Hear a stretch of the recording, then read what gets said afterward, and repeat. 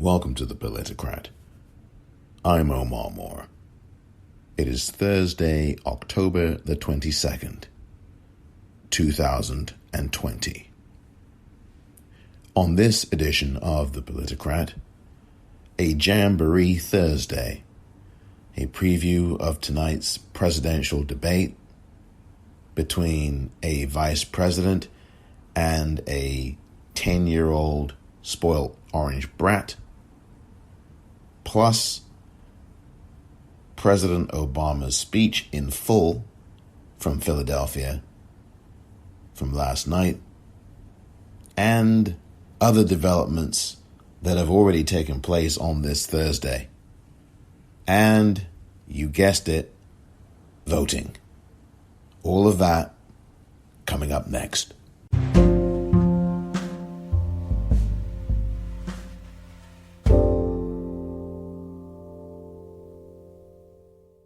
Well, I think there are big question marks still. You noted that last night when the DNI spoke, he said that the Iranian interference was meant to harm Trump. But when the FBI director spoke, you did not hear that message again reflected. So I have a question about whether there's disagreement in the intelligence community on that assessment. But for your average voter, I think really it doesn't matter whether a foreign government's trying to harm or help Donald Trump with this interference. I think your average voter needs to listen to U.S. authorities, especially the FBI director. Elizabeth and I work closely with Christopher Wray and his team. He's a man of integrity, and we should believe what he says. And when he says that they're undertaking every effort to protect this election, that's true. So Americans should feel like, again, their votes are going to be counted. They will be counted correctly. Go exercise your democratic rights, and don't let any of this disinformation fool you. Your mail-in ballot, your in-person ballot, it will be counted, and it won't be disrupted by a foreign government. Welcome back. Those are wise words you heard from Miles Taylor, who was the DHS chief of staff in Donald Trump's administration. He quit that post literally a few months ago, back in, I guess it was July or sometime this year, whenever it was. I don't even remember now. And that was him saying, look, just vote. Just vote. Be confident that these states have what is needed, and meaning your vote's going to be protected, I should say. I mean, be confident in that. And I would echo that. I would echo it. These states are on top of things. I have spoken to the Secretary of State in Arizona. I have been speaking, of course, to other officials. You heard my conversation last week with Chris Hollins, the Harris County, Texas clerk. And there are other people that I've been speaking to offline as well, in Pennsylvania, in Wisconsin. And they have all said, look, don't worry. To those people out there who are listening to this, who may still be a little worried about whether their vote's going to count, your vote will count. Your vote will count. Your vote is going to be safe. It's not going to be tampered with. The apparatus is there. Now, look, I've talked many a time about Mitch McConnell deliberately choosing not to do anything to even strengthen further the apparatus. I've talked about this ad infinitum, and I'll talk about it again in a few moments. But please vote. We have 12 more days of voting before the end of this election season. So if you have not yet voted, I urge you to do that, please. I cannot emphasize it enough. And even as much as that, make sure that you tell your friends and family to vote. Find out if they've voted yet. And if they haven't, tell them to vote now, really, because all 50 states are already voting. Now, I mean, again, with 12 days left, we have all 50 dates. 50 dates. Yes, they're all voting.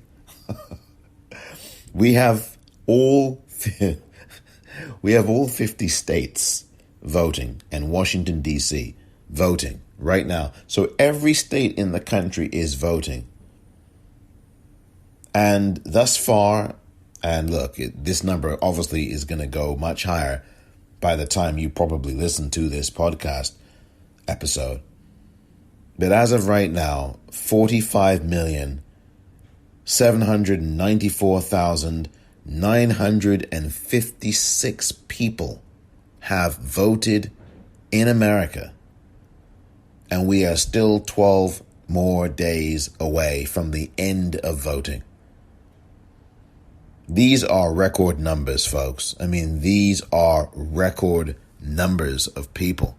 32.8 million of those are mail-in ballots, and nearly 13 million, 12.95 million, are people who have voted in person. That's a staggering amount.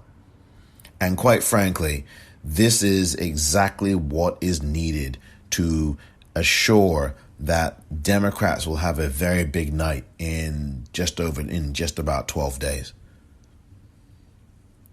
Or a big next, whenever that might be, because we might not know for another day or two after. But the point is that right now, the nearly 46 million people who have voted in the United States for this general election make up 33.2% of the total votes that were counted in the 2016 general election.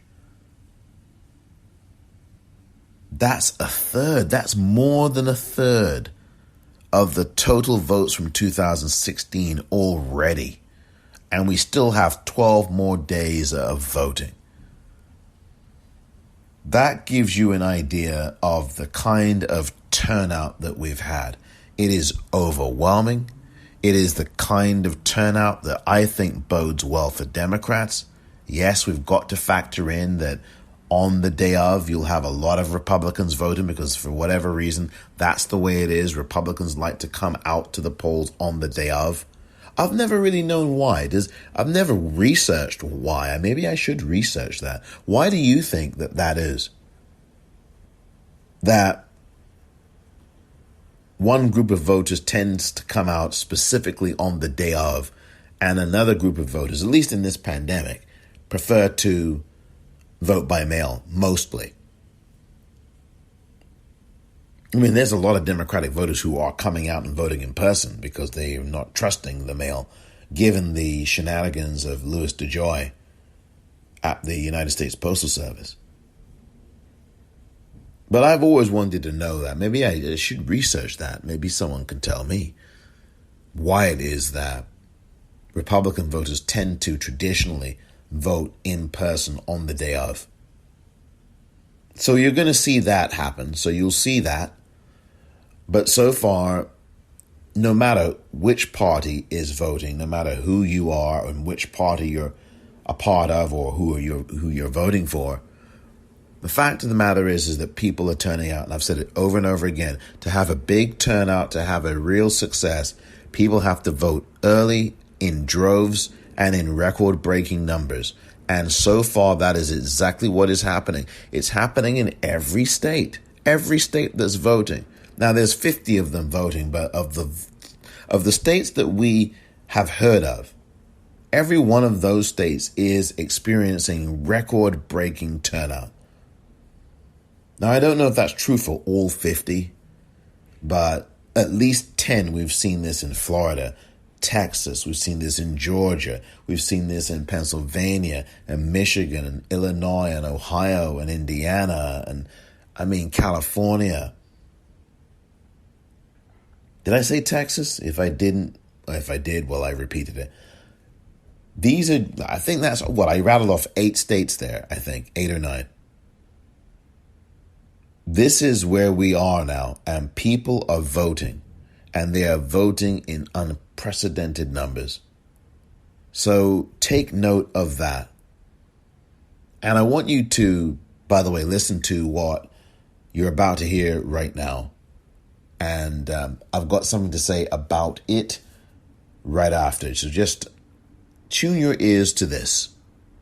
I've spoken with people in the states where the elections are actually housed. Part of what makes this difficult is that it's not just one election. It's not even just 50 elections. Elections are often run by the Secretary of a state, but they are administered locally. So you are dealing with any number of various apparatuses and election capabilities, and that's where the vulnerability is. We as a nation need to do a better job of ensuring that our local communities have both the information and the resources they need to protect these elections. So I think they're doing a great job, but I think on the other side of this, there's going to be more resources and more education needed to make sure that we can keep our elections secure in the future. Yes, indeed, Elizabeth Newman. There indeed need to be more things to ensure the security of our elections here in the United States. That was Elizabeth Newman. She was part of the National Security Team, or the Department of Homeland Security team, integral to that team. She had a very high-ranking position in that team, and I forget the exact title. But she quit like Miles Taylor did because it was just a disaster. She was part of the task force that was dealing with violent white racists, these white racist groups of violent white men who would be, who the FBI under Chris Wray has called the most significant terroristic threat domestically to the United States. And when she was seeing that Donald Trump had no interest in dealing with any of this, she quit. She had enough of it. She had enough. He was more interested in making sure that Fox News did this and did that. I mean, it's just ridiculous. It's just nonsense. So she quit and stood on principle. And someone who is a lifelong Republican, as she is, she did that. She quit. Lifelong Republican, devout Christian. And she said enough is enough. And she made an ad for the Republican voters against Trump. And she made it very clear that this guy, Donald Trump, is a disaster when it comes to national security and protecting the country from violent terrorists, these white, violent, racist people who commit these acts of violence. And we know that this is true, that he emboldens them. He is the general to their army. We saw that in the debate, of course, last month, where he talked about the Proud Boys, issued an opportunity to denounce them. He told them to stand down and stand by. I mean, come on. Stand back and stand by were the actual words. I mean, this is just ridiculous. And so Elizabeth Newman there mentioning that we need more election security. Well, guess who in the United States Senate? Can you guess which politician blocked 2 election bills in 2019? Can you guess? Can you take a guess at which politician in the Senate blocked 2 election security bills that were passed by Speaker Pelosi and the House Democrats in 2019? They passed that bill. It was lying on a certain person's desk. Can you guess who it was who blocked those 2 bills? Can you guess? His name rhymes with Mitch McConnell.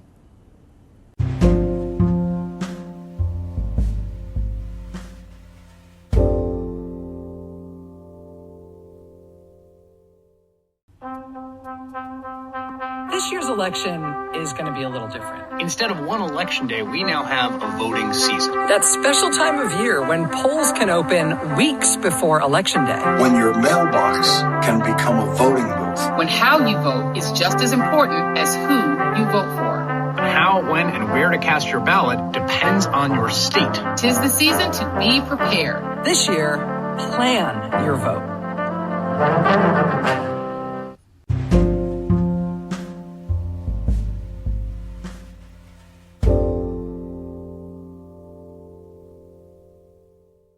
So 2 questions on that. Number 1, The president himself has been somebody that has spread misinformation and disinformation about voting security. Given this new information from Director Wray and the comments he's now reiterating, will the president back off on making those claims? Is that a conversation that you and the campaign are having with him? You can't deny what you've seen on television in all of these local markets where people are finding ballots in trash cans. People are finding ballots in ditches in the back of trucks. There is no widespread evidence of voter fraud, Hogan. You know that. I don't want to have to rehash this conversation. I'm asking if the president is going to back off those claims. If you can't answer that, that's fine. We can move on, but just answer the question. I'm answering the question because the fact is it does occur. Listen, I received a ballot just the other day in my apartment that is from someone who hasn't lived there in 10 years. Of voter fraud. Okay, well, we're going to move on then because that is my other question is this. Before I let you go, Hogan, Hallie, Hallie. Don't pretend like your local markets, NBC affiliates are reporting on this in all types of areas across this country. The this is FBI rampant. director Everyone himself, sees that. specifically within the last 12 hours, said on national television across every network that there is no evidence of widespread voter fraud. Somebody who is a part of the Trump administration's own intelligence expert field, Hogan. That's not coming from me. That's coming from Wray. Does the president have confidence in his FBI director? Yes or no? The president has confidence that the American people want a free and fair election. That's what he's been pushing for this entire time. That's why he set up the federal government to work with the states to get interference out of our election cycle. It was Barack Obama and Joe Biden who knew Russia was going to interfere and did nothing. I guess there's no answer to that question. A whole of Hogan government Gidley, approach we'll leave it there. to make sure Hogan, that every single person's vote counted. On a day when we are obviously looking ahead to an important evening here in this presidential race. Hogan Gidley, National Press Secretary for the Trump campaign. This is just garbage. This is just garbage. And this is all a show. When you hear this stuff, Hallie Jackson has no control over this, and that's the voice of Hallie Jackson, who I think did a good job of countering this garbage from Hogan Gidley, who is the Trump shill that you heard from. Look, this is just garbage, and Hallie Jackson should not have even been talking to someone who traffics in lies and gaslighting and propaganda.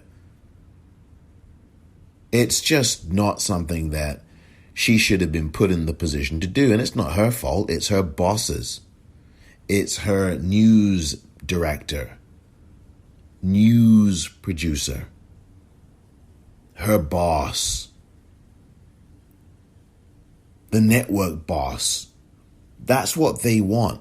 They want that kind of argument. They want that kind of interrupting. They want that gaslighter on so that forms a talking point on Twitter. And many people have already retweeted that video. Heck, I've just played you audio from it. That's what they want, these network executives. And that's what Hallie Jackson's boss wants. So it results in wasting our time with garbage, republishing it because you've given this punk a forum to recycle and republish and spread this garbage. And then you've got Hallie Jackson, who is a good reporter. I think she's good. She's more of an anchor now because she's served her time, if you will, in the field. Now, she still does reporting, but she anchors. She has her own show where she's anchoring her own show on MSNBC every morning. And she was there this morning, live on location from Tennessee, Nashville, Tennessee, where this debate's going to happen tonight. And so you look, I mean, that's, it's just an unfair thing to have a good reporter or anyone who really takes their job in journalism seriously and isn't some hack to be put in a position like that. But this is what these news executives and bosses want. They want this. That's why they invite all these Republicans on. That's why there are more Republicans appearing on these shows. Certainly the Sunday talk shows, I think, is the best example of this, than there are Democrats.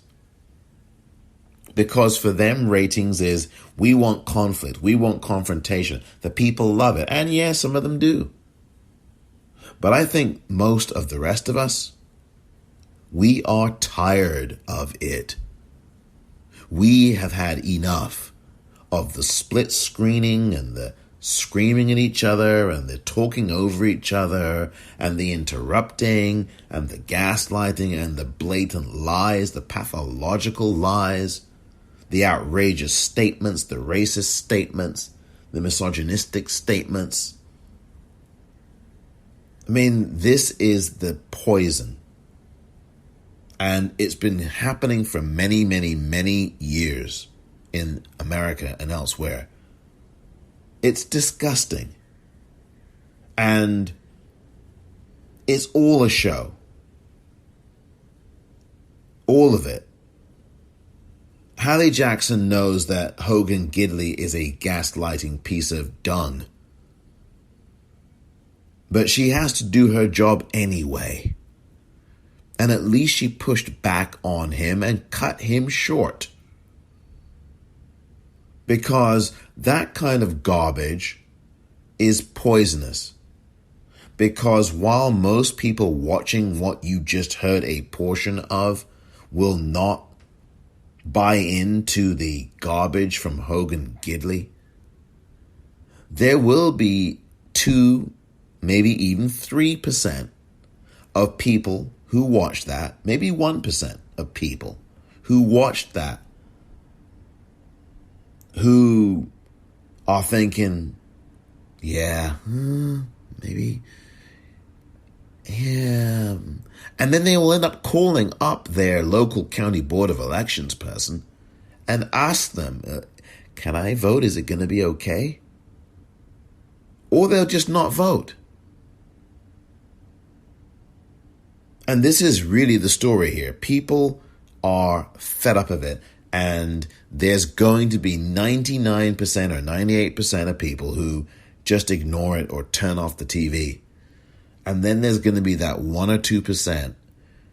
And that's all they want, is just 1 or 2% of you out there to have a doubt about whether or not the election's legitimate. That's all they want. 1 or 2% is all they want. That's it. It's that whispering. It's that part of you. Not you per se, but some of you out there in the world in general. It's that part of you that for a moment, that little grain has been planted in your brain. That's what they want.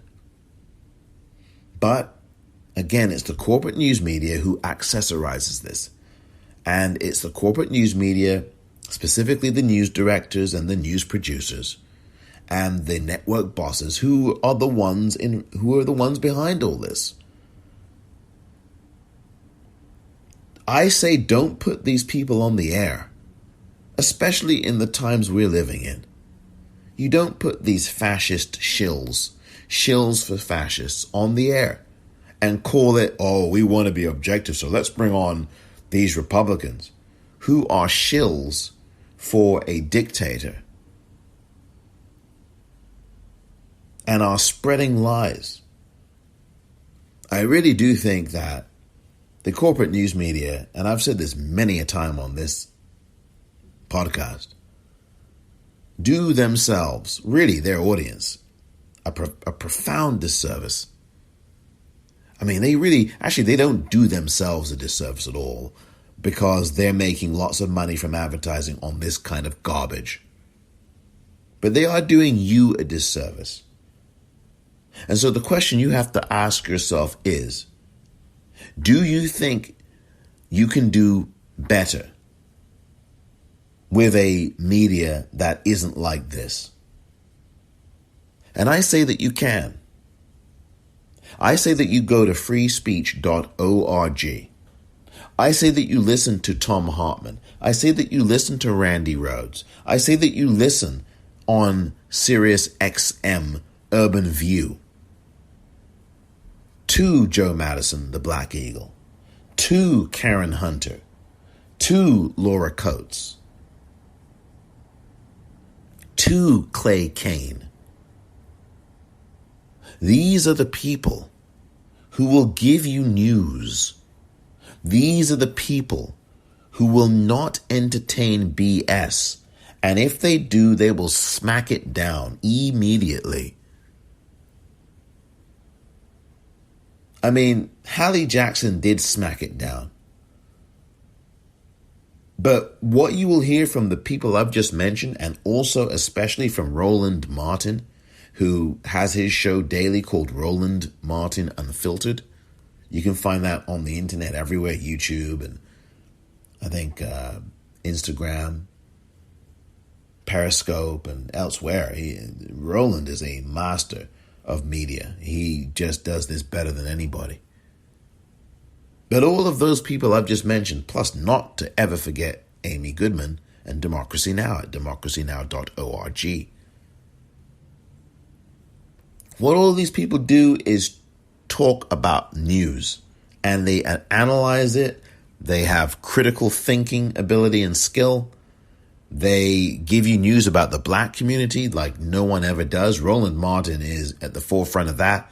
Joe Madison is as well. You hear also about the black communities on Democracy Now! From time to time, quite frequently.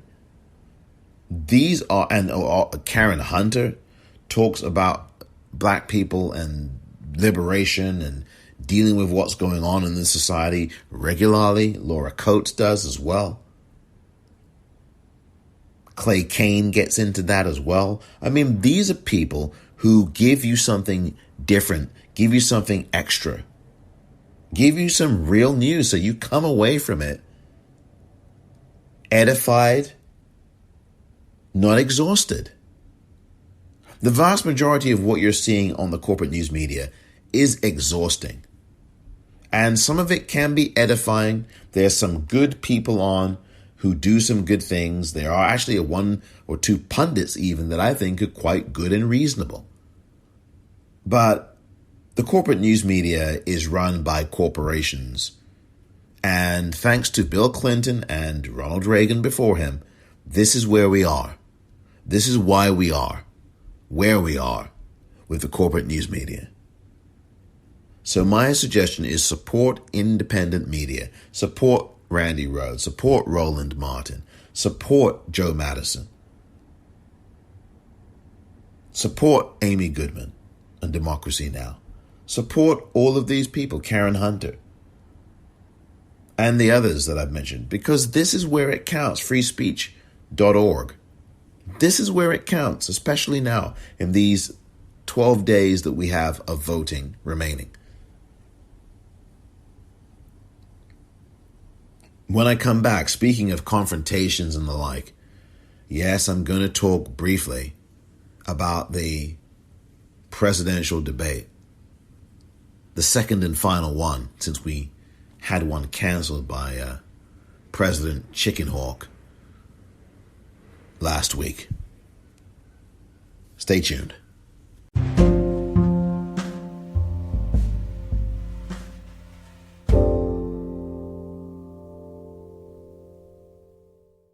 Oh my goodness, we go through all of these things. 2020 has been a really rough year, and I hope that you're safe and sound. I'm going to do my best here to inform you with accurate information and always accurate information. And if I do get anything wrong, I will correct it. For example, the day before yesterday, I had said that we've lost 11 million jobs. We've actually lost a net something over 30 plus million jobs in this country just this year alone through this pandemic. And there was an actual reduction in that. There was a reduction in that by 11 million jobs just a few months ago. So we've now still lost over 20 million jobs this year net. So I said that we had lost about 11 million jobs, but that was the reduction of the loss. So we are around 32 million jobs lost this year, but now presently at about 20 million jobs lost. So, it's important to correct things and get things right. And please, when you listen to podcasts, including this one, you can fact check me. Fact check everything I say, because that is what we have to do in an era where you've got people gaslighting you and being allowed on television. I just talked about it. So it's very important. So the important thing is to make sure that the information you listen to is verified. And what I do is every day I post links to the articles that I talk about and the things I say on this podcast. So rest assured, you can check the liner notes, particularly if you are listening to this through Apple Podcasts. There are others that you can see this clearly on, but the liner notes for Apple, you will get to see everything clearly. The links are clear and separate. On other platforms, everything's jumbled together, so unfortunately, you can't necessarily make out the differentiations. But on Apple and some other platforms, you can clearly see the links to everything that I post so that you can read for yourself where I am getting the information from. That's what's important. Any old fool or young fool can get in front of a microphone or behind a microphone and say anything they want without any backup, without any documentation, without any verification. It's called America, right? Free speech. Well, with free speech comes enhanced responsibility. And in this era where we've got lying people in the White House, lying Republican senators, lying Republican politicians in general, and news media that doesn't do its job the way it should, especially this corporate news media, it is more incumbent and important than ever that you get your information from accurate sources, not from right-wing conspiracy theorists, not from the state television that Donald Trump loves to watch, but from authentic, fact-based sources. I promise you that here at The Politicrat, you will be getting facts. I gotta tell you, I am really excited about being part of the Ebony Jet podcasting group now. The Politicrat is now available there, ebonyjetmedia.com. I'm excited about that. I really am. And the Politicrat can be found there. Just go to ebonyjetmedia.com and search for The Politicrat. Just enter that into the search function. You will be able to get the podcast episodes on Ebony Jet Media. Wow, I'm really proud and happy to be part of ebonyjetmedia.com, and the Politicrat podcast is there and available. So thank you so much, Ebony Jet Media. It means a lot. And I know there's a lot of things going on in the media world these days. I am just really thankful and proud of that, being a part of Ebony Jet Media. You can find the Politicrat podcast there right now. Thank you for your support. There is only one America. No Democratic rivers. No Republican mountains, just this great land and all that's possible on it with a fresh start. Cures we can find, futures we can shape, work to reward, dignity to protect. There is so much we can do if we choose to take on problems and not each other, and choose a president who brings out our best. Joe Biden doesn't need everyone in this country to always agree. Just to agree we all love this country and go from there. I'm Joe Biden, and I approve this message. There's really something else I've got to tell you right now, and that is that the Politicrat is on additional platforms, many of them including Amazon Music. If you subscribe to Amazon Music, you will be able to listen to the Politicrat podcast. Of course, you know Spotify carries the Politicrat podcast, but you can also watch the Politicrat podcast on audio. You can watch audio on your television set. Well, I know that may not make sense, but if you have a smart TV, you can tune into Spotify and enter the Politicrat in your search engine in the television that you have, the smart TV, and you will get access to the Politicrat podcast. You can watch audio on your television. Who knew? And there's many, many more platforms. Deezer, Apple, Stitcher, Google. I can go on and on. Castbox, Overcast, Radio Public, TuneIn. I mean, the list never ends. It just goes on and on. So I want you to know that I appreciate this, and I appreciate your listening, your support. Thank you so very much for listening to the Politicrat Daily Podcast. New episodes every single day. I want to thank you for your support once again. There are more platforms to come, so spread the word, subscribe to the podcast. Thank you so much.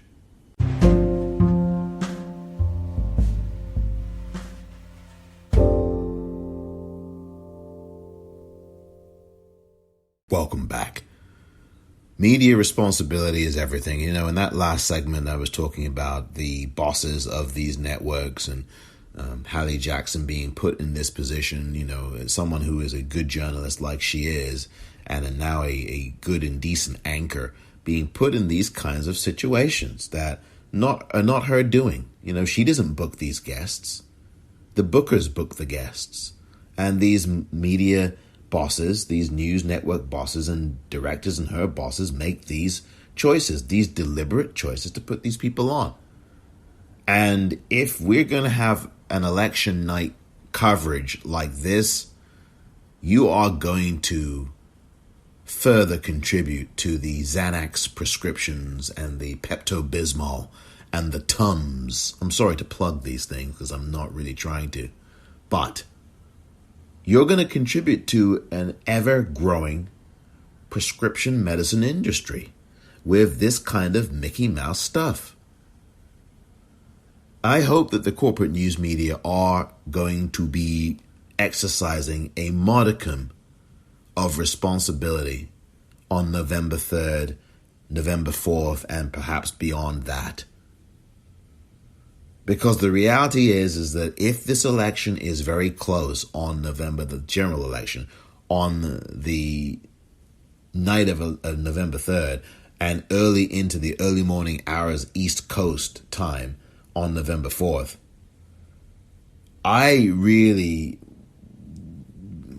the reality is I am just hoping, in quotes, that we don't see any irresponsible reporting.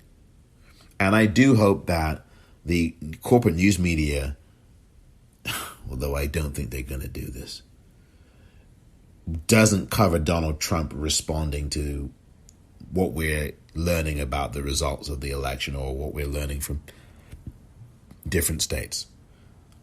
I propose, and I'm not the first person I am sure to propose this, that the corporate news media completely do a media whiteout of Donald Trump and, frankly, do not cover anything election related around Donald Trump in terms of his response to things. I would propose, and I do propose, that social media does the same. They embargo his accounts. Because it's going to be ugly if this thing is close. Which is why I say, vote in droves, vote early, tell everybody you know to vote right now. The topics themselves, I'd say he's going to answer those topics, but he's also going to, frankly, answer the questions he wants to. That was the voice of Alyssa Farrar. She is the White House Communications Director. I believe that's her exact title. And she just said, you just heard her say, well, Donald Trump is going to answer questions that he wants to answer. And that pretty much is what you are going to get tonight in this second and final. Should be 3, but of course, we had a chicken cancel on the second debate, the town hall one, since he doesn't want to face town hall voters, whether virtual or in person. He had to do his own NBC thing, which is just ridiculous. But the point is that Alyssa Farrar just previewed the debate. Do I even have to preview it for you? I mean, is it really necessary for us to even preview this thing tonight? You are going to watch it. I am going to watch it. I will be fact-checking it as well for the benefit of those of you who actually want to see the truth and not the lies that Donald Trump will be spewing. But Alyssa Farrar, I mean, she just told you what you're going to see from Donald Trump tonight, which is someone who is going to continue to lie, continue to talk about Burisma and garbage like that and Hunter Biden. The voters do not care about Hunter Biden, not a single solitary one of them. So this is just the garbage show. It's going to be a Donald Trump garbage performance again. He's done no debate prep this week. He's done no debate prep, period. He's been at rallies all week. You saw him all week long this week doing rallies. You didn't see Joe Biden anywhere from Monday through today.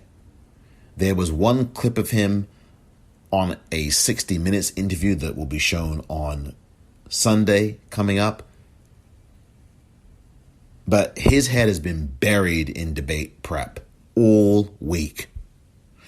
He had President Obama stump for him. I'm going to talk about that a little bit later. But Donald Trump has done no debate prep, which means very simply, he's going to do exactly what he did last month. And I don't care that these microphones are muted. I mean, it doesn't make a difference. This is a law-breaking, law-violating, criminal, rule-breaking cretin, orange, who is going to do this again tonight. There's going to be plexiglass between them. That should be interesting. Because I was going to say, why would Joe Biden take this chance to even be in the same room with somebody who has COVID-19? And I'm not going to take the advice of of the White House Dr. Sean Conley. I'm not taking advice from him. He is not trustworthy. And that's the goal. They want you to think that these people can't be trusted. And they're doing that. It's a deconstruction of the administrative state. You can't believe the blooming doctor now. And the CDC's compromised. And the DNI is compromised. You know, the only place that's not been compromised is the FBI. The FBI is the only place.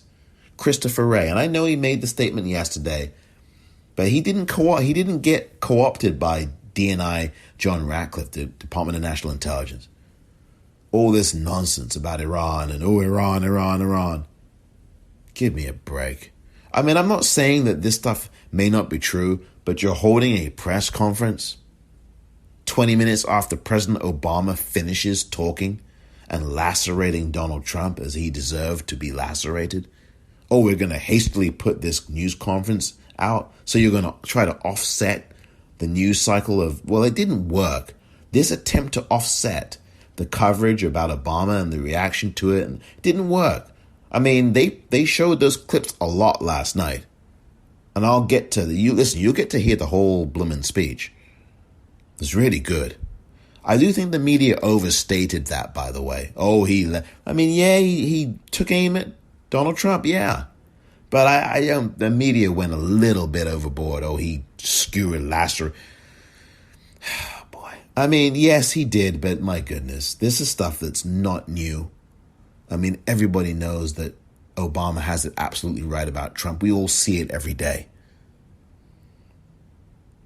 But this debate tonight is going to be Donald Trump doing what Donald Trump just does, which is to destroy things.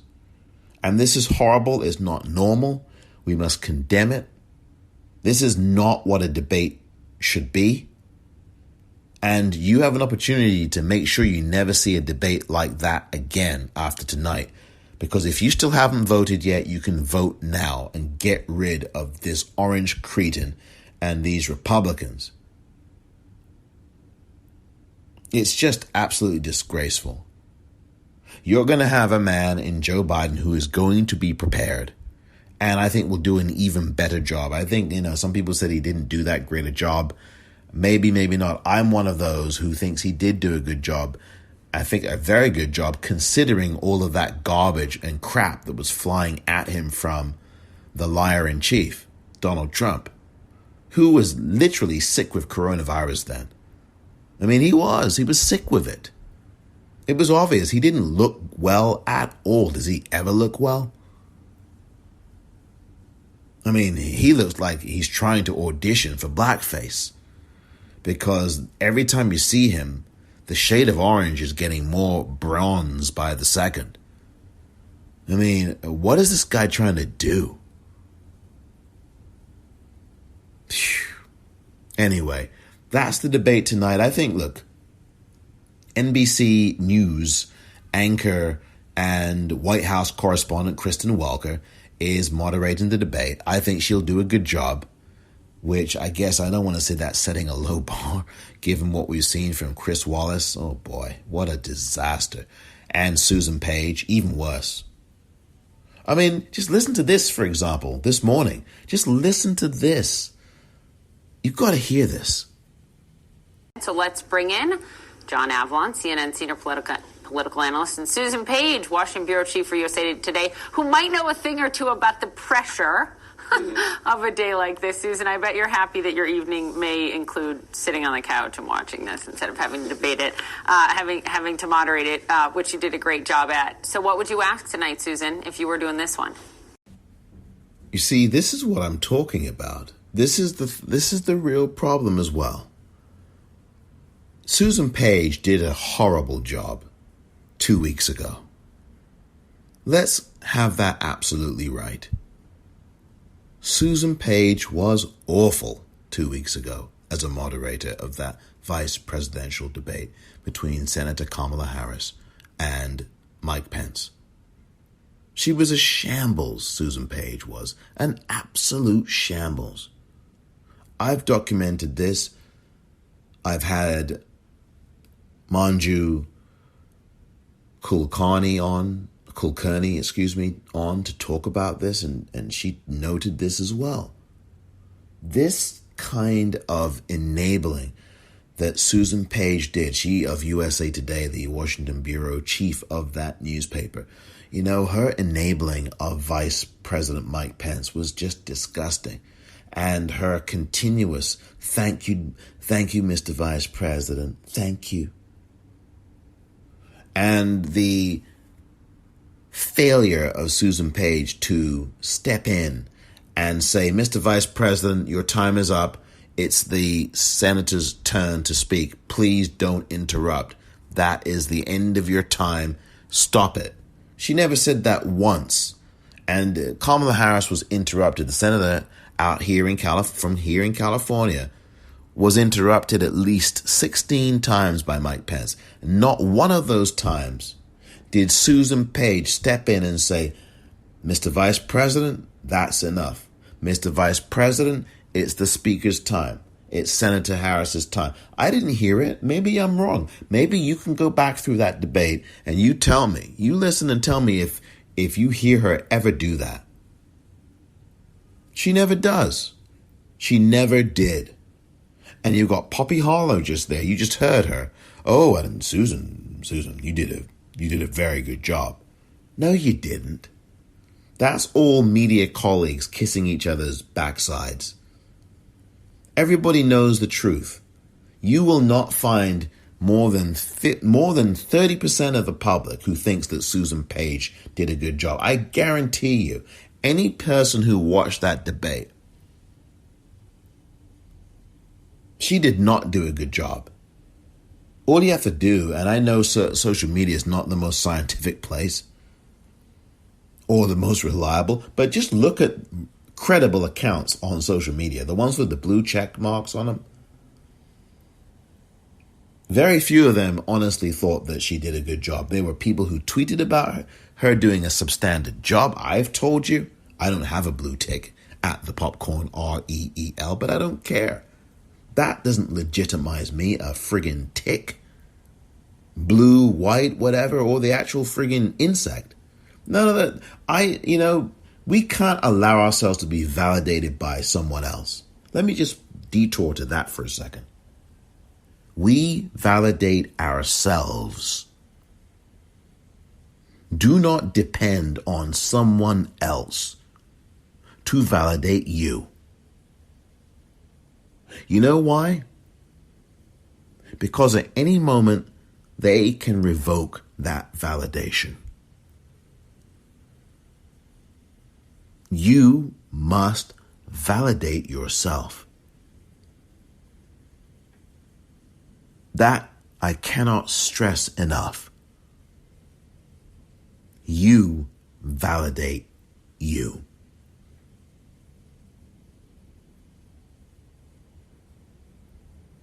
That is the most powerful testament.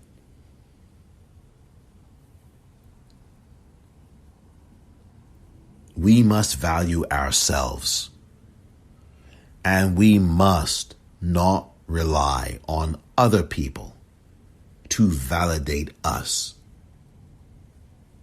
It's one thing for someone to praise you, but make sure you praise yourself. You validate yourself. You do things in your life and in your everyday dealings and in your everyday moments to value and respect yourself and to validate your personhood. Let no one, but no one, get in the way of that.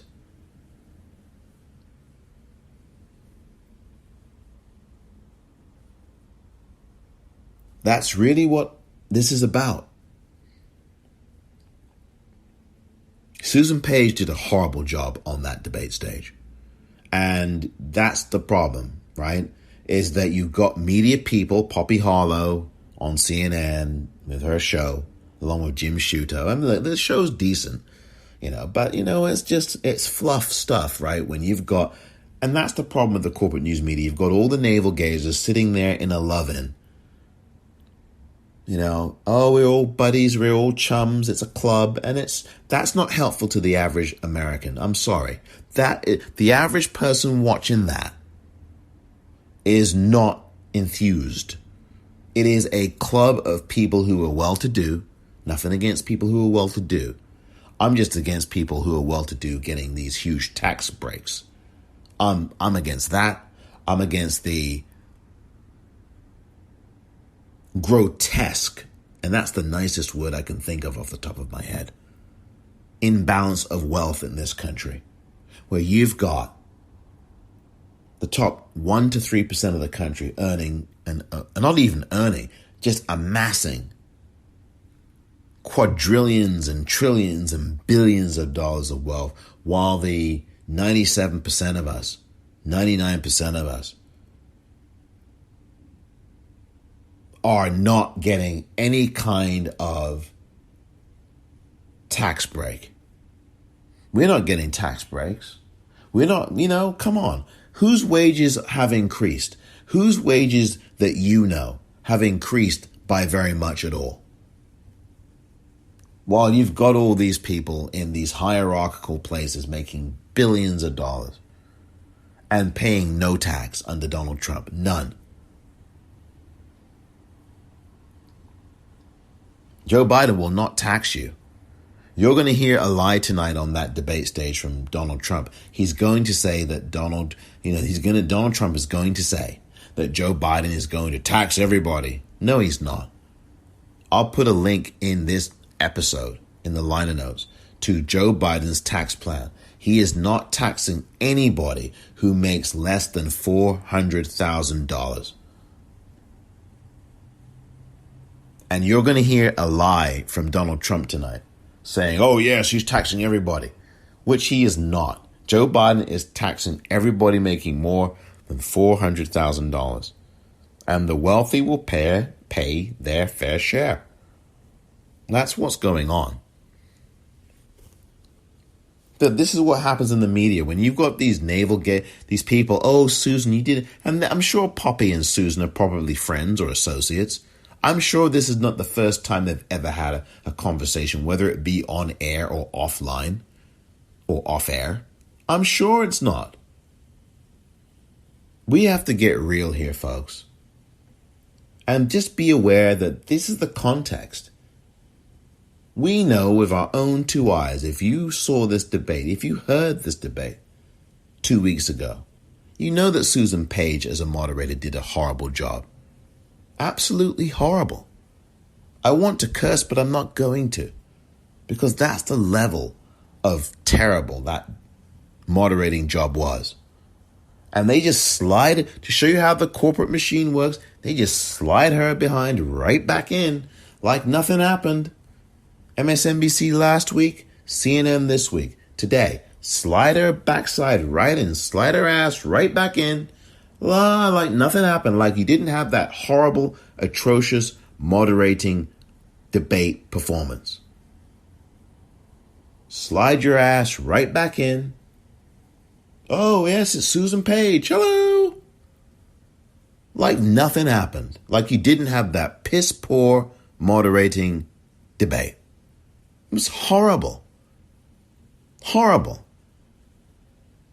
Oh, but we've got to let, after he's interrupted Senator Harris, Vice President Pence, you've interrupted Senator Harris 16 times. You spoke for a minute during her time. Oh, but Senator Harris, we've got to let the interrupter who interrupted you 16 times to have a chance to comment on the minute and a half he interrupted you on your time. That is not good moderating, Poppy Harlow. Your buddy Susan Page did a shit job. Yeah, I cursed. And, this is the kind of toxic stuff, right? So you've got someone on TV, oh, and you did a very good job. F that. Very good job.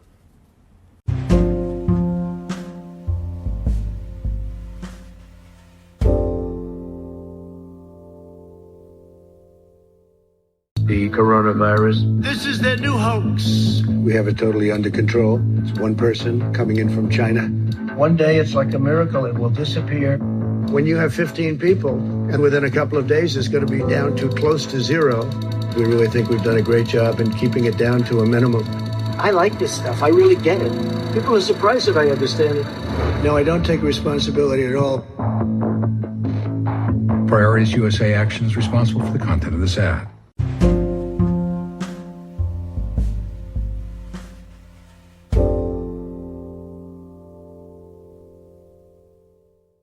You know what? I think Kristen Welker is going to do well tonight. It may not be easy. It may not be plain sailing. We know they're going to mute the mics. But the garbage is going to continue tonight from Donald Trump. And the debate isn't going to be crap. It's Donald Trump who is going to be crap. Let's not use this poisonous false equivalency garbage. Oh, the debate was a crap debate. It wasn't that the debate last month was crap. It's that Donald Trump was crap. Captain Chaos. Destroyed. And he is a destroyer once again. Donald the Destroyer. So now the CPB, Commission on Presidential Debates, CPD, said that it wasn't a rule change. Well, maybe it's not, but they're enforcing the rule more strictly. That's what it really is. And that's true. But let's see if these microphones get muted properly. Or if there's going to be some malfunction. I hope they've tested their equipment there in Nashville, Tennessee. I mean, come on. Tennessee is the state where the blues was really born, right? I mean, Memphis, home of the blues, right? So Nashville, and I don't forgive my geography about the distance between the two cities. I hope Nashville has learned a thing or two about acoustics and muting mics, it would come in handy for tonight's debate. And I use that last word there, debate, in quotes.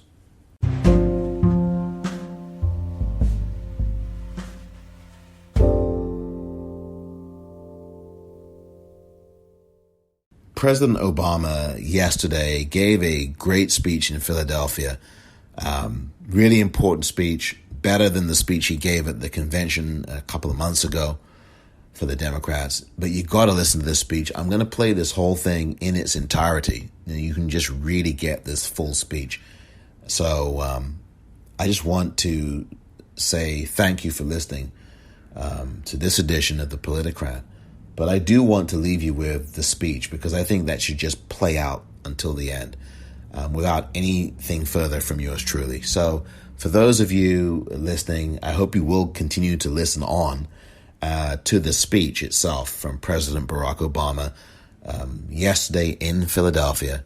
And if you're watching the debate tonight, make sure you have some alcohol handy. Thank you for listening to this edition of The Politicrat. I'm Omar Moore. Hello, Philadelphia! Man, it is good to be back in Pennsylvania. What beautiful weather we got here, a little Indian summer.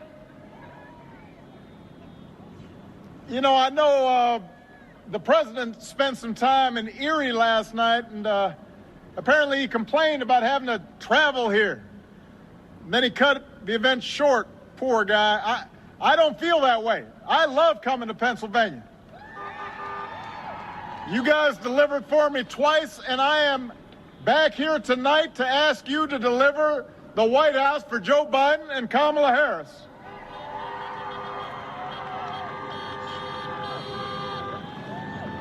I want to thank Mr. Philadelphia, Charlie Mack, his daughter, India Marie. What an outstanding young lady she was. Those of you who are fathers and have daughters, you know how that feels when you see your daughters just shining. I know a little bit about that. And it was great to see Representatives Brendan Boyle, Mary Gay Scanlon, Governor Tom Wolf, Attorney General Josh Shapiro, Mayor Jim Kenney. Philadelphia, we got 13 days. That's our lucky number right here. 13 days until the most important election of our lifetimes. And you don't have to wait for November 3rd to cast your ballot. You've got two ways to vote right now. Number one, you can vote early in person through next Tuesday. How many people, anybody here voted early already?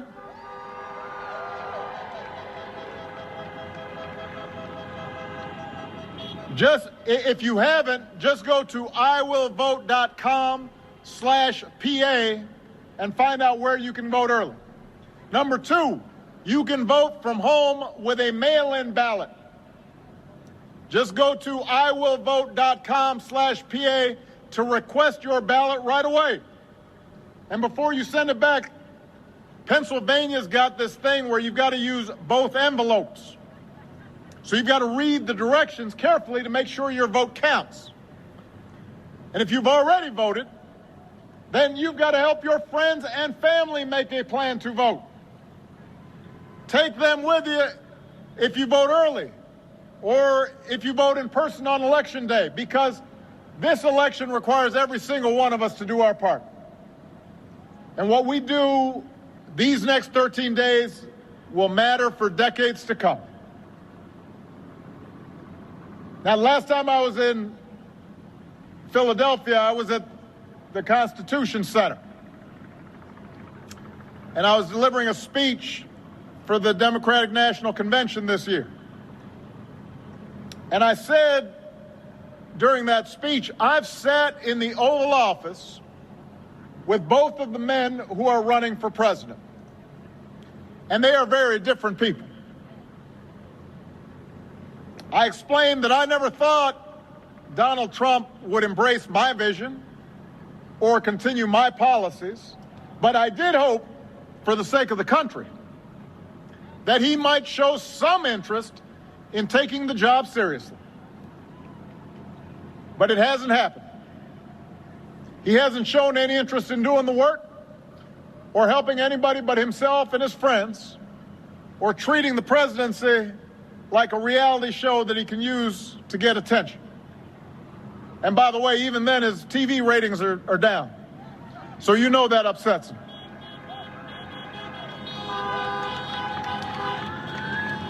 But the thing is, this is not a reality show, this is reality. And the rest of us have had to live with the consequences of him proving himself incapable of taking the job seriously. At least 220,000 Americans have died. More than 100,000 small businesses have closed. Millions of jobs are gone. Our proud reputation around the world is in tatters. Presidents up for re-election usually ask if the country is better off than it was 4 years ago. Well, I'll tell you one thing. 4 years ago, you'd be tailgating here at the Link instead of watching a speech from your cars. The only people truly better off than they were 4 years ago are the billionaires who got his tax cuts. Right now, as we speak, Trump won't even extend relief to the millions of families who are having trouble paying the rent or putting food on the table because of this pandemic. But he's been doing all right by himself. As it turns out, this was just reported in the last 48 hours. We know that he continues to do business with China because he's got a secret Chinese bank account. How is that possible? How is that possible? A secret Chinese bank account. Listen, can you imagine if I had a secret Chinese bank account when I was running for re-election? You think Fox News might have been a little concerned about that? They would have called me Beijing Barry. It is not a great idea to have a president who owes a bunch of money to people overseas. That's not a good idea. I mean, of the taxes Donald Trump pays, he may be sending more to foreign governments than he pays in the United States. His first year in the White House, he only paid $750 in federal income tax. Listen, my first job was at a Baskin-Robbins when I was 15 years old. I think I might have paid more taxes that year working at a dispensing ice cream. How is that possible? How many people here paid less than that? It's possible, just possible now, that if you are living high on the hog and you only pay $750 in taxes, that maybe, just maybe, he might not know what working people are going through here in Pennsylvania. We cannot afford 4 more years of this, Philadelphia. But the good news is, right now you can choose change. Right now you can vote for my friend Joe Biden and his running mate Kamala Harris as the next president and vice president of the United States of America.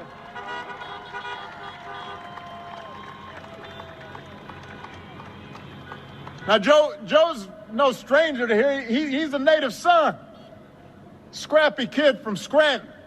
You know him, and you know he knows you. But let me tell you how I came to know him and how I came to love him.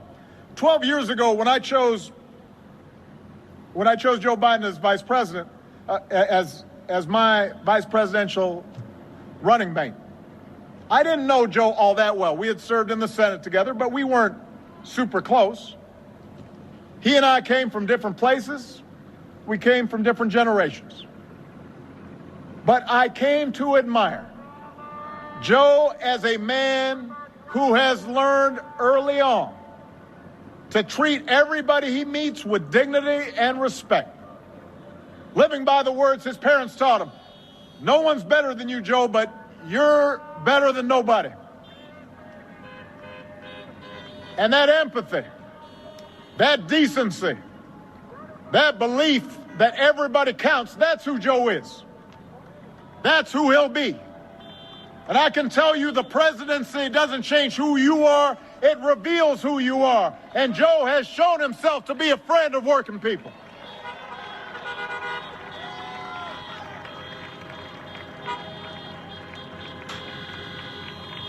For 8 years, Joe was the last one in the room when I faced a big decision. He made me a better president, and he's got the character and experience to make us a better country. And he and Kamala are going to be in the fight, not for themselves, but for every single one of us. Look, I get that this president wants full credit for the economy he inherited and zero blame for the pandemic that he ignored. But you know what? The job doesn't work that way. Tweeting at the television doesn't fix things. Making stuff up doesn't make people's lives better. You've got to have a plan. You've got to put in the work. And along with the experience to get things done, Joe Biden has concrete plans and policies that will turn our vision of a better, fairer, stronger country into a reality. We literally left this White House a pandemic playbook that would have shown them how to respond before the virus reached our shores. They probably used it to, I don't know, prop up a wobbly table somewhere. We don't know where that playbook went. 8 months into this pandemic, cases are rising again across this country. Donald Trump isn't suddenly going to protect all of us. He can't even take the basic steps to protect himself.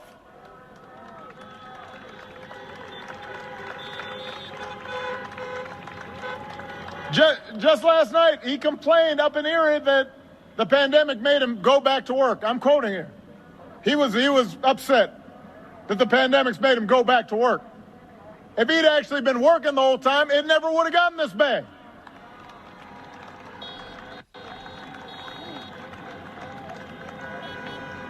So look, here's the truth. I want to be honest here. This pandemic would have been challenging for any president.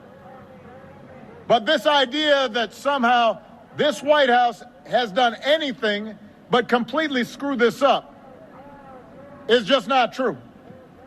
I'll give you a very specific example. Korea identified its first case at the same time that the United States did. At the same time. Their per capita death toll is just 1.3% of what ours is. In Canada, it's just 39% of what ours is. Other countries are still struggling with the pandemic, but they're not doing as bad as we are because they've got a government that's actually been paying attention. And that means lives lost. And that means an economy that doesn't work. And just yesterday, when asked if he'd do anything differently, Trump said, not much. Really? Not much? Nothing you can think of that could have helped some people keep their loved ones alive? So Joe's not going to screw up testing. He's not going to call scientists idiots. He's not going to host a super spreader event at the White House. Joe will get this pandemic under control with a plan to make testing free and widely available, to get a vaccine to every American cost-free, and to make sure our frontline heroes never to ask other countries for the equipment they need. His plan will guarantee paid sick leave for workers and parents affected by the pandemic, and make sure that the small businesses that hold our communities together and employ millions of Americans can reopen safely. You know, Donald Trump likes to claim he built this economy. But America created 1.5 million more jobs in the last 3 years of the Obama-Biden administration than in the first 3 years of the Trump-Pence administration. How you figure that? And that was before he could blame the pandemic. Now, he did inherit the longest streak of job growth in American history. But just like everything else he inherited, he messed it up.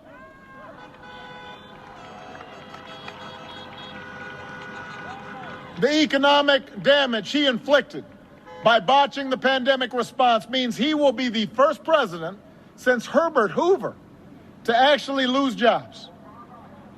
Joe's got a plan to create 10 million good, clean energy jobs as part of a historic $2 trillion investment to fight climate change, to secure environmental justice. And he'll pay for it by rolling back that tax cut for billionaires. And Joe sees this moment not just as a chance to get back to where we were, but to finally make long overdue changes so that our economy actually makes life a little easier for everybody. The waitress trying to raise her kid on her own. The student trying to figure out how to pay for next semester's classes. The shift worker who's always on the edge of getting laid off.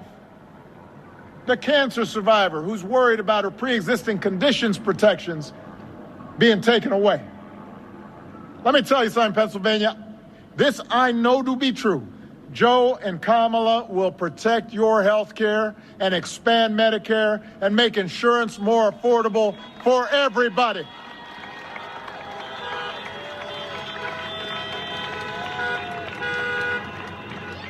You know, Republicans love to say right before an election that they'll protect your pre-existing conditions. Now, Joe and I actually protected your policies to make sure people with pre-existing conditions could get health insurance and have coverage. We did it through something called the Affordable Care Act, aka Obamacare. And Republicans tried to repeal or undermine it more than 60 times. And when they've been asked about it, they keep on promising, we're going to have a great replacement. They said, it's coming. It's been coming in 2 weeks for the last 10 years. Where is it? Where is this great plan to replace Obamacare? They've had 10 years to do it. There is no plan. They've never had one. Instead, they've attacked the Affordable Care Act at every turn, driving up costs, driving up the uninsured. Now they're trying to dismantle your care in the Supreme Court as we speak, as quickly as they can, in the middle of a pandemic, with nothing but empty promises to take its place. It's shameful. The idea that you would take health care away from people at the very moment where people need it most, what is the logic of that? There is no logic. Joe knows that the first job of a president is to keep us safe from all threats, foreign, domestic, or microscopic. When the daily intelligence briefings flash warning signs about a virus, a president can't ignore them. He can't be AWOL.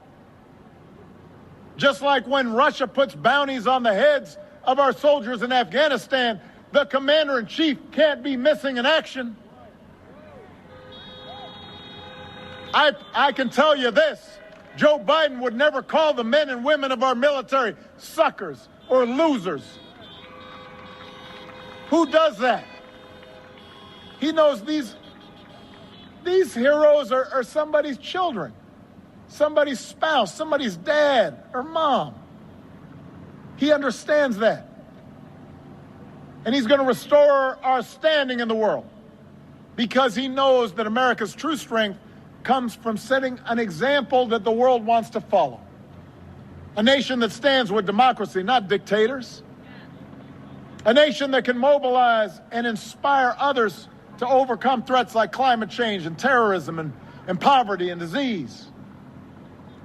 And with Joe and Kamala at the helm, you're not going to have to think about the crazy things they said every day. And that's worth a lot. You're not going to have to argue about them every day. It just won't be so exhausting. You might be able to have a Thanksgiving dinner without having an argument. You'll be able to go about your lives knowing that the president is not going to retweet conspiracy theories about secret cabals running the world, or that Navy SEALs didn't actually kill bin Laden. Think about that. The president of the United States retweeted that. Imagine. What?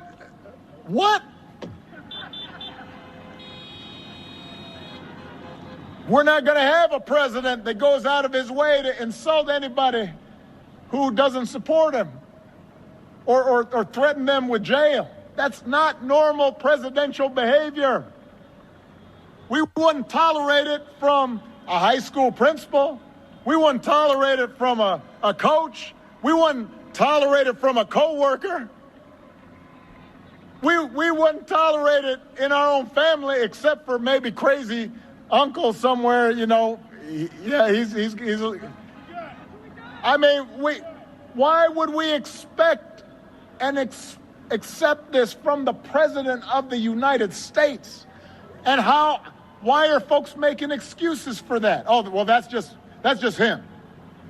No. There are consequences to these actions.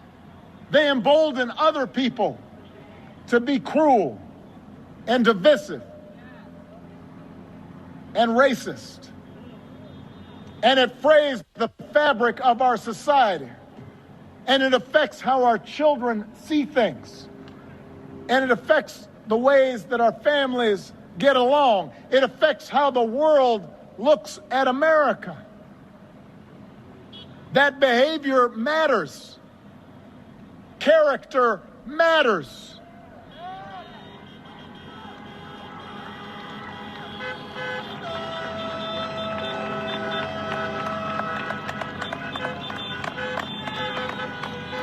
And by the way, while he's doing all that, it distracts all of us from the truly destructive actions that his appointees are doing all across the government, actions that affect your lives.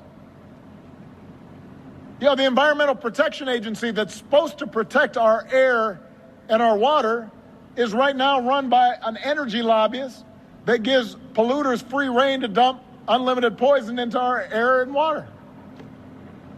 The Labor Department, that's supposed to protect workers and their rights. Right now, it's run by a corporate lobbyist who's declared war on workers. Guts protections to keep essential folks safe during a pandemic. Makes it easier for big corporations to shortchange them on their wages.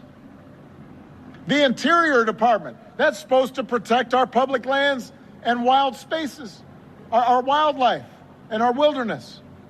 And right now that's run by an oil lobbyist who's determined to sell them to the highest bidder.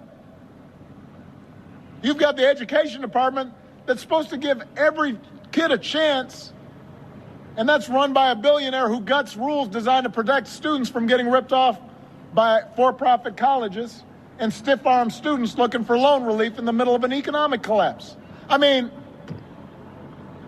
the person who runs Medicaid right now is doing their best to kick people off of Medicaid instead of sign them up for Medicaid. Come on. When Joe and Kamala are in charge, they're not going to surround themselves with hacks and lobbyists, but they're going to appoint qualified public servants who actually care about looking out for you, for your job, for your family, for your health, for your security, for your planet. And that, more than anything, is what separates them from their opponents. They actually care about every American, including the ones that don't agree with them. And they're going to fight for you every day. They care about you, and they care about this democracy. They believe in a democracy. The right to vote is sacred. And that we shouldn't be making people wait in line for 10 hours to cast their ballot. We should be making it easier for everybody to vote.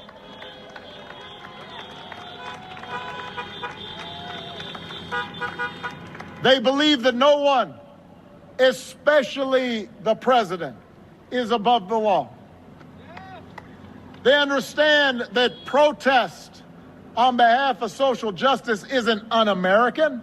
That's the most American thing there is.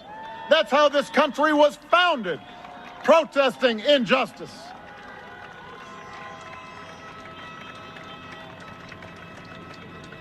They understand we don't threaten our political opponents, threatening to throw them in jail just because we disagree with them. They understand that our ability to work together to solve big problems like a pandemic depends more than on just photo ops.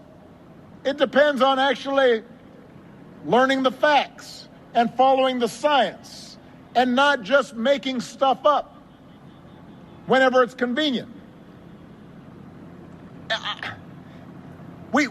Our democracy is not going to work if the people who are supposed to be our leaders lie every day and just make things up.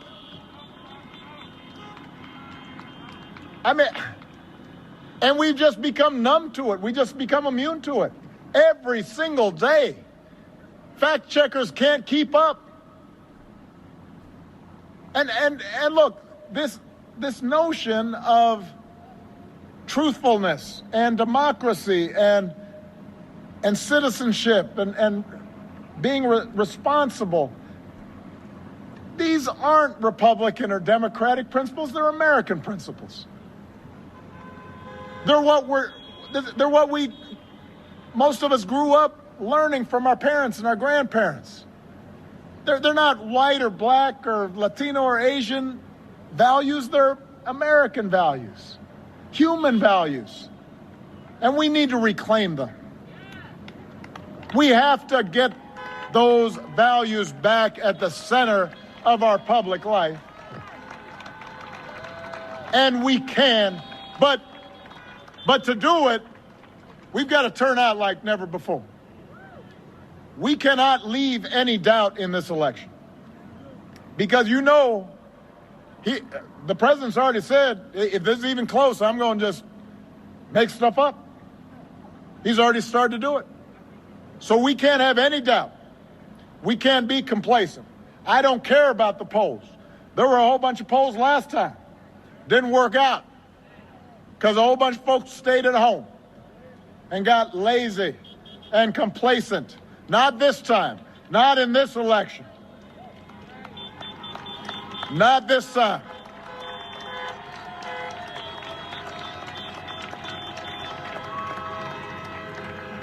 Listen. I understand why a lot of Americans can get frustrated by government and can feel like it doesn't make a difference.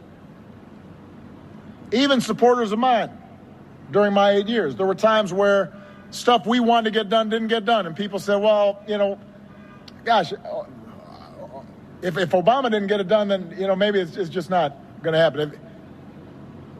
Look, government is not going to solve every problem. It's true.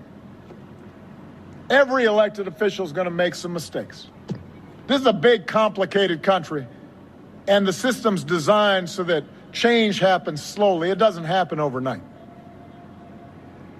And believe me, I've got firsthand experience with the way Republicans in Congress abuse the rules to make it easy for special interests to stop progress. But we can make things better. And we sure shouldn't be making things worse. A president by himself can't solve every challenge in a global economy. But if we've got Joe Biden and Kamala Harris in the White House and a House and Senate that are focused on working people, it can make a difference and get millions of people the help they need.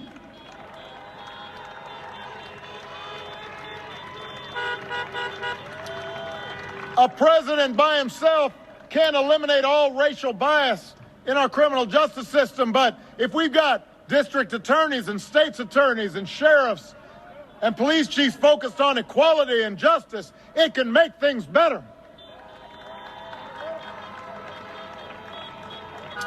In Pennsylvania, you just got to flip 9 seats in your state house, just 5 seats in your state senate to give Democrats control and new life for policies that'll make a real difference to working families right now.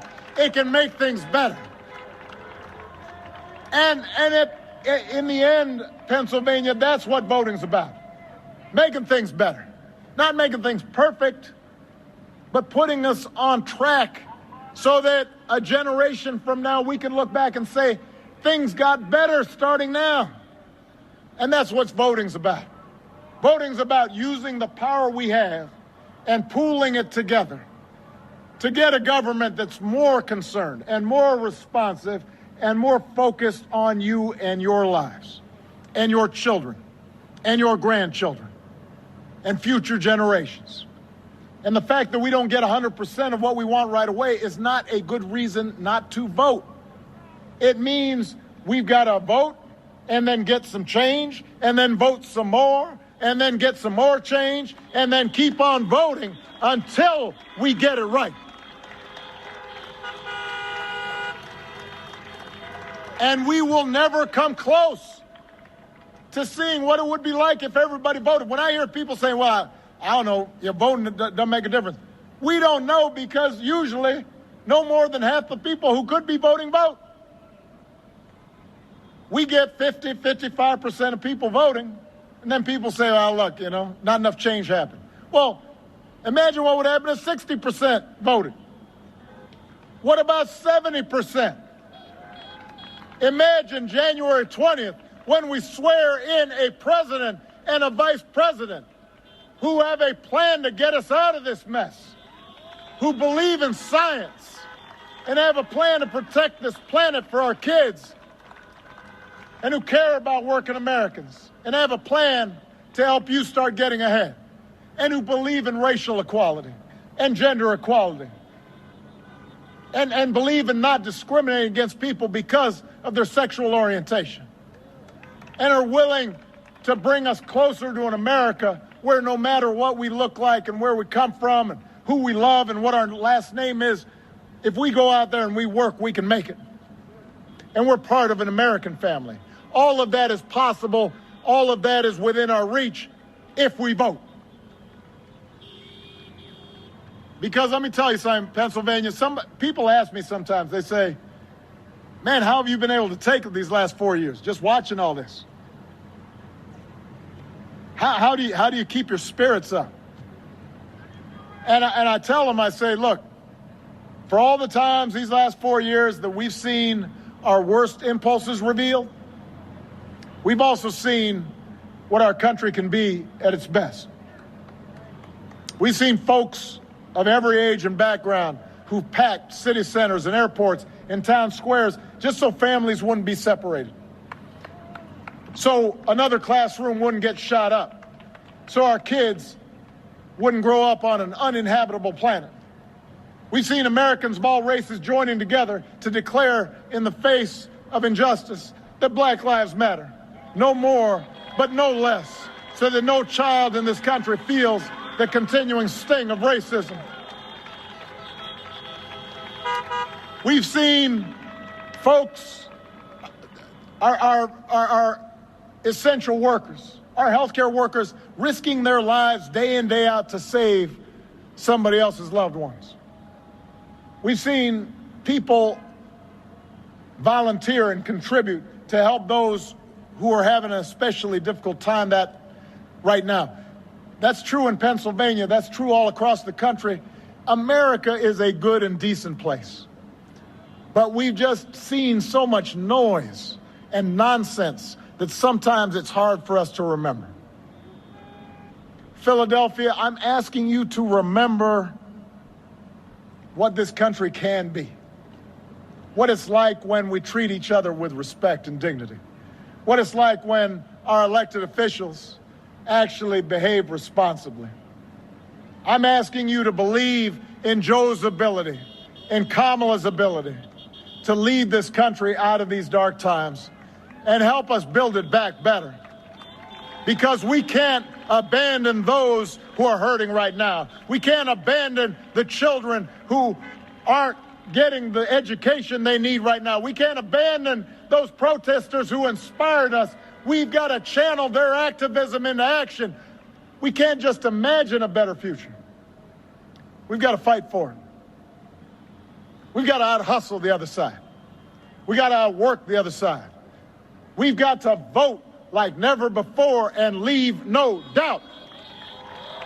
So make a plan right now for how you're going to get involved and vote. Do it as early as you can. Tell your family, tell your friends how they can vote. Don't stop with Joe and Kamala. Make sure you vote all the way down the ticket. And if we pour all our efforts into these 13 days, if we vote up and down the ticket like never before, then we will not only elect Joe Biden and Kamala Harris, we will also leave no doubt about what this country that we love stands for. We will not leave any doubt about who we are as a people and the values and ideals that we embrace. What Lincoln called the better angels of our nature, those are still in us. We see them operating every single day. We see them in neighborhoods. We see them in churches and synagogues and mosques and temples. We see them in people helping out a neighbor. We see them inside our own families. We see that what is best in us is still there. But we've got to give it voice. And we've got to do it now. So let's get to work, people. Let's bring this home. I love you, Philadelphia. Honk if you're fired up. Honk if you're ready to go. Are you fired up? Are you ready to go? Are you fired up? Are you ready to go? Let's go make it happen. I love you, Philadelphia. Thank you. I love you.